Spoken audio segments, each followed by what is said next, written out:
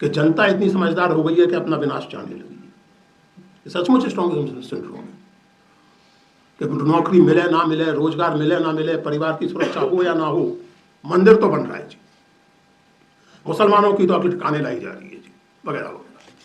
This is really Stockholm syndrome. लेकिन अगर मान लीजिए ईवीएम फ्रॉड है भी, मैं एक आपसे लोगों के सामने विचार रख रहा हूँ, तो क्यों नहीं अपोजिशन ये डिक्लेयर कर देता कि जब तक ईवीएम से चुनाव होगा हम चुनाव नहीं लड़ेंगे? पूरे के पूरे चुनाव का बायकॉट क्यों नहीं कर देते? आपकी बात में क्रेडिबिलिटी कैसे आएगी? आप कहते रहे कि चवन्नी दे दी, अठन्नी दे दी, लेकिन उसी ईवीएम से आप पिछली बार में मध्य प्रदेश में चुनाव जीत जाते हैं, आपकी सरकार नहीं बचती, वो अलग बात है। उसी ईवीएम से आप राजस्थान में पिछली बार चुनाव जीत जाते हैं, उसी ईवीएम से आप इस बार तेलंगाना में जीत जाते हैं, और फिर आप समझते हैं कि लोग इस बात पर विश्वास कर देंगे कि ईवीएम फ्रॉड है। टेक्निकलिटीज अपनी जगह, पॉलिटिक्स हमेशा टेक्निकलिटीज से नहीं चलती है। अगर आपको विश्वास है कि ईवीएम फ्रॉड है तो इतना नैतिक बल उत्पन्न कीजिए कि आप घोषणा कर दीजिए कि कोई अपोजिशन पार्टी चुनाव नहीं लड़ेगी। इस समय हिंदुस्तान को अभिमन्यु की नहीं, अर्जुन की जरूरत है। क्षमा करेंगे, अभिमन्यु के प्रति पूरे सम्मान और श्रद्धा के साथ, और अभिमन्यु से जिनकी तुलना की जा रही है राहुल गांधी, उनके प्रति पूरे सम्मान के साथ मैं ये निवेदन करना चाहता हूं कि चक्रव्यूह में घुसने का साहस बेहद सराहनीय है, लेकिन उससे कहीं अधिक सराहनीय है वो धीरज जिसके जरिए आप चक्रव्यूह से निकलने की जुगत भी सीख सके। क्योंकि ये रूपक स्मृति में जिस तरह संपन्न हुआ, जरूरी नहीं कि वैसे ही यहां भी संपन्न हो जाए। हमारी सांस्कृतिक स्मृति में तो अंत पंत आखिरकार पांडव जीत गए, कौरवों का विनाश हो गया, धर्म की स्थापना हो गई, आदि आदि जो भी होना था। जरूरी नहीं है कि 21वीं सदी के हिंदुस्तान में भी वैसा ही हो जाए। इसलिए अभिमन्यु बनना पर्याप्त नहीं है। आप बहुत नैतिक पॉलिटिक्स करें, बहुत अच्छा काम करें, बहुत जरूरी है, लेकिन जो भी अच्छा काम, जो भी नेक काम आप करें वो लोगों तक पहुंचे, आपकी छवि के निर्माण में सहायक हो। आपके बारे में जो 50 तरह के उटपटांग प्रचार किए जाते हैं उनकी व्यवस्थित रूप से काट करना भी आपका, यानी राहुल जी का और आपके समर्थकों और आपकी पार्टी का काम है। ये रवैया नहीं अपनाया जा सकता कि बहुत एक बड़ा फेमस, बड़ा पॉपुलर ये है साहब, लोग कहते रहते हैं कि झूठ के पैर नहीं होते, झूठ के पैर नहीं होते। मुझे वो बात हमेशा याद होती है कि पैर नहीं होते होंगे, पर होते हैं। जब तक श्रीमान सच अपने जूतों के तस्मे बांध रहे होते हैं तब तक झूठ सारे शहर का चक्कर मार चुका होता है, और जो नुकसान करना होता है वो कर चुका होता है। तो इस तरह की बातें अच्छी हैं, महत्वपूर्ण हैं, लेकिन प्लीज अब वो समय नहीं है कि आप कह सकें कि कोई बात नहीं, पराजित हो जाएंगे तो हो जाएंगे, असफल हो जाएंगे तो हो जाएंगे। ये व्यक्ति की पराजय और व्यक्ति की विफलता का सवाल नहीं है। इसलिए ये सब नहीं चलेगा। इस किताब में बहुत महत्वपूर्ण सूचनाएं हैं और उससे कुछ सबक हम ले सकते हैं। अतीत की दो एक बातें दोहराना चाहता हूं। इस किताब में जो क्या था, वो इंडिया अगेंस्ट करप्शन। मैं तो उस समय कुछ बोल नहीं सकता था क्योंकि मैं एक संवैधानिक पद पर था और रहते हुए किसी तरह की राजनीतिक टिप्पणी कर नहीं सकता था, लेकिन निजी तौर पर मैं लोगों से कहा करता था कि यार ये अद्भुत लोकपाल है। क्योंकि अगर ये लोकपाल बन गया मान लीजिए और लोकपाल भी करप्ट हो गया तो फिर उसके ऊपर 100 बड़ा लोकपाल। वो कहानी आप लोगों ने सुनी होगी कि वो चूहे को पकड़ने के लिए बिल्ली रखी, बिल्ली पे कंट्रोल करने के लिए कुत्ता रखा, वगैरह वगैरह। तो एक तो ये सबक भविष्य के लिए सीख लीजिए। बोफोर्स से लेकर आज तक का इतिहास इस बात का प्रमाण है कि भ्रष्टाचार का तमाशा, भ्रष्टाचार का सवाल आम तौर से फासिस्टों के लिए मार्ग प्रशस्त करने का माध्यम होता है। आज कहाँ है लोकपाल भाई रवि? आप में से कोई मुझे बता सकता है? यहाँ सब ज्ञानी लोग बैठे हैं, कोई स्कूली छात्र नहीं बैठे। भारत गणराज्य के अत्यंत महत्वपूर्ण पद लोकपाल पर विराजमान सज्जन का नाम क्या है? क्या ऐसा कोई पद है भी? अगर है तो उसने पिछली बार किस करप्ट मिनिस्टर को या किस करप्ट ब्यूरोक्रेट को पेश होने का समन किया? ईडी के समन तो 10 आते रहते हैं। लोकपाल का समन किस किस को गया है? खुद दिल्ली में लोकपाल बन चुका है क्या? तो एक तो इस किताब का महत्वपूर्ण योगदान ये है कि सारे आंदोलन की जो जेनियोलॉजी है, उस आंदोलन की जो बनावट है, लेकिन जिस पर विचार करने की जरूरत है। आपने स्टॉकहोम सिंड्रोम का जिक्र किया। मुझे लगता है कि हिंदुस्तान की राजनीति में एक सिंड्रोम रहा है जो लगभग उतना ही चिंताजनक है, और वो सिंड्रोम है एंटी कांग्रेसिज्म का सिंड्रोम। जो भी कांग्रेस के विरोध में है वो इतना पवित्र है कि उसका समर्थन कर देने में कोई हर्ज नहीं। याद कीजिए बाबा रामदेव के धरने में कौन कौन जाके समर्थन देके आए थे।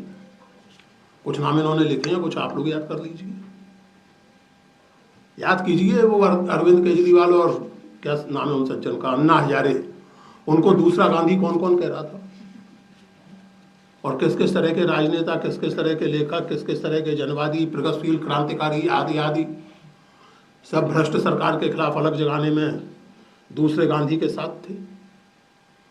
तो स्टॉकहोम सिंड्रोम चिंताजनक है, और इस समय हम स्टॉकहोम सिंड्रोम से गुजर रहे हैं। ये आपने सही कहा, बहुत सही कहा कि जनता इतनी समझदार हो गई है कि अपना विनाश चाहने लगी है। ये सचमुच स्टॉकहोम सिंड्रोम है कि नौकरी मिले ना मिले, रोजगार मिले ना मिले, परिवार की सुरक्षा हो या ना हो, मंदिर तो बन रहा है जी, मुसलमानों की तो अकल ठिकाने लाई जा रही है जी, वगैरह वगैरह। This is really Stockholm syndrome. लेकिन स्टॉकहोम सिंड्रोम जैसा ही एक सिंड्रोम और भी, और वो एंटी कांग्रेसिज्म सिंड्रोम, उससे भी बचने की जरूरत है। तीसरी और संभवतः आखिरी बात मैं ये कहना चाहता हूं कि बात केवल सांप्रदायिकता की नहीं है, ये समझ लीजिए।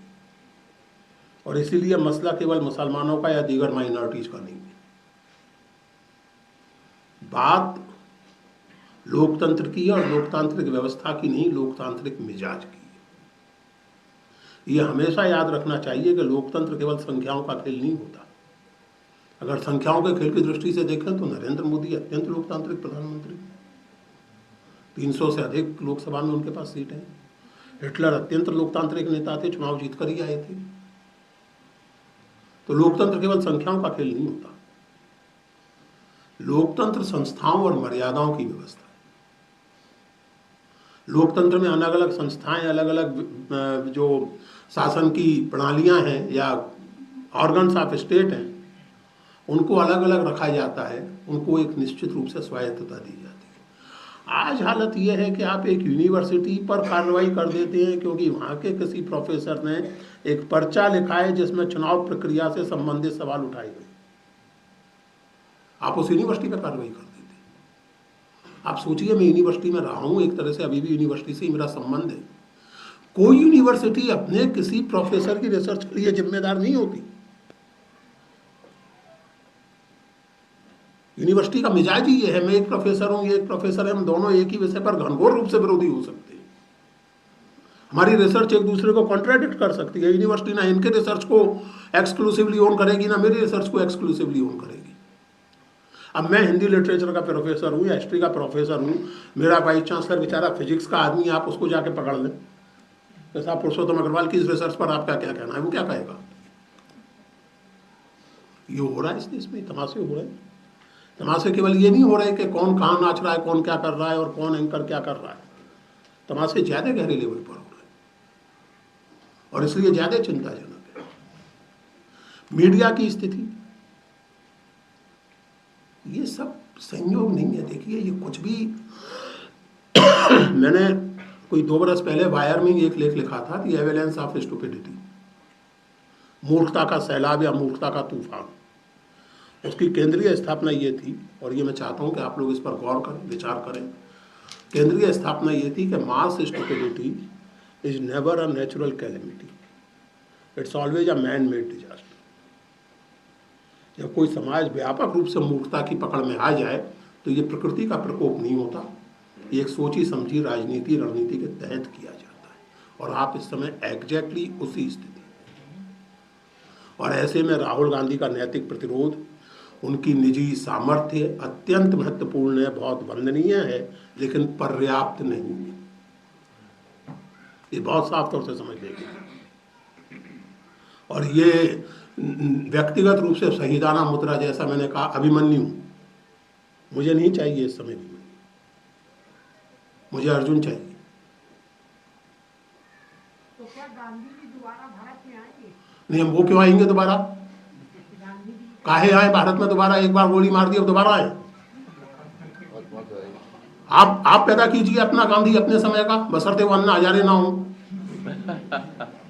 गांधी जी दोबारा भारत आएंगे, जवाहरलाल जी दोबारा भारत आएंगे, काहे को आएंगे? कबीरदास दोबारा भारत आएंगे, तुलसीदास आएंगे, काहे आएंगे भाई?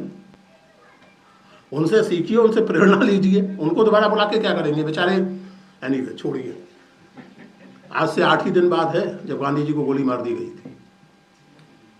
इंसानियत की और संवेदना की और एक इंक्लूसिव किस्म की रिलीजियसिटी और इंक्लूसिव किस्म के नेशनलिज्म की बात करने की। तो क्या बैलेट पेपर से वोटिंग होगी इस बार? अभी पहले हो जाए सवाल जवाब बातचीत। आप मित्र, आपको गलतफहमी हो गई है, मैं सेंट्रल इलेक्शन कमीशन नहीं हूँ। ये सवाल उनसे पूछिए सेंट्रल इलेक्शन कमिश्नर से, इसका उत्तर मैं नहीं दे सकता। जहाँ तक ईवीएम वगैरह का सवाल है तो ये महत्वपूर्ण बातें हैं, इन्होंने कुछ कहा, मैं हालांकि बहुत कन्विंस नहीं हूँ उससे, लेकिन अगर मान लीजिए ईवीएम फ्रॉड है भी, मैं एक आपसे लोगों के सामने विचार रख रहा हूँ, तो क्यों नहीं अपोजिशन ये डिक्लेयर कर देता कि जब तक ईवीएम से चुनाव होगा हम चुनाव नहीं लड़ेंगे। पूरे के पूरे चुनाव का बायकॉट क्यों नहीं कर देते आप? आपकी बात में क्रेडिबिलिटी कैसे आएगी? आप कहते रहे कि चवन्नी दे दी, अठन्नी दे दी, लेकिन उसी ईवीएम से आप पिछली बार में मध्य प्रदेश में चुनाव जीत जाते हैं, आपकी सरकार नहीं बचती, वो अलग बात है। उसी ईवीएम से आप राजस्थान में पिछली बार चुनाव जीत जाते हैं, उसी ईवीएम से आप इस बार तेलंगाना में जीत जाते हैं, और फिर आप समझते हैं कि लोग इस बात पे विश्वास कर लेंगे कि ईवीएम फ्रॉड है। टेक्निकलिटीज अपनी जगह, पॉलिटिक्स हमेशा टेक्निकलिटीज से नहीं चलती है। अगर आपको विश्वास है कि ईवीएम फ्रॉड है तो इतना नैतिक बल उत्पन्न कीजिए कि आप घोषणा कर दीजिए कि कोई अपोजिशन पार्टी चुनाव नहीं लड़ेगी। अभी भी इंटरनेशनल ओपिनियन में दम है, और इंटरनेशनल ओपिनियन की परवाह ये सरकार बहुत ज्यादा करती है, खास करके वेस्टर्न इंटरनेशनल ओपिनियन की। तो या तो वो चीजें कीजिए, अदरवाइज इन बातों में कुछ नहीं रखा है। अब जैसे पार्टी की जो बात हो रही थी और ये सब, आपने इसमें उनका जिक्र किया है, वो कौन, वो युवक क्या नाम है उन सज्जन का, धीरेन्द्र, क्या नाम है, धीरेन्द्र शास्त्री या क्या है वो, हाँ धीरेन्द्र कृष्ण शास्त्री, उनकी आपने चर्चा की है। वो अपने प्रवचनों में हिंदू राष्ट्र की मांग करते हैं, क्या क्या करते हैं। कमलनाथ जी वहां क्या करते हैं जाकर धीरेन्द्र जी के चरणों में बैठकर, और उन्हें छिंदवाड़ा कथा प्रवचन के लिए बुलाकर। मतलब आप मैसेज, एक पॉलिटिकल मैसेज तो दीजिए कम से कम। मैं किसी की धार्मिकता का विरोधी नहीं हूं। राहुल गांधी जनेऊ पहनते हैं, राहुल गांधी सहब है, इस पर मुझे कोई ऐतराज नहीं है। कमलनाथ जी भी वैष्णव हों, सहब हों, साठ को मुझे कोई ऐतराज नहीं है। लेकिन एक व्यक्ति जो एक पॉलिटिकल प्रोजेक्ट के तहत काम कर रहा है, आप खुद ऐसा मानते हैं, वो बाकायदा हिंदू राष्ट्र की और इसकी उसकी बात करता है, क्यों जा रहे हैं आप उसके पास? अपनी नीति में, अपनी राजनीति में, अपनी रणनीति में इतना भी विश्वास आपका नहीं है? इन सब चीज़ों से बात नहीं बनेगी मित्र। यहाँ जो भी कांग्रेस के मित्र, समर्थक, प्रशंसक, इस समय तो मजबूरी में हम सब लोग भी हैं, लेकिन जो भी कांग्रेस के पदाधिकारी या सदस्य आदि बैठे हैं, उन्हें इन चीज़ों पर सोचना पड़ेगा। ऐसे नहीं चलता। अभिमन्यु बनने का रोमांस, इश्क में नाकाम हो गए, देवदास बन गए, ये नहीं चलेगा। अब वो इसको नहीं चाहिए देवदास वाला के नाकाम हो गए, शराब पी पी के मर गए। अब वो इसको चाहिए कि इसको किया, मेहनत की, ताकत लगाई, संघर्ष किया और प्रेमिका को हासिल करके रहे। अब वो चाहिए, क्योंकि बात केवल आपके व्यक्तिगत संघर्ष, तपस्या और बलिदान की नहीं है। बात इस मुल्क के भविष्य की, और इस मुल्क ने पिछले 1,500, 2,000, 3,000 साल में दुनिया को जो दिया है और जो यूनिक है, हिंदुस्तान का योगदान है, जैसे civilisation is unique to the history of world, उस योगदान को और उस भविष्य को बचाने की। थैंक यू, धन्यवाद।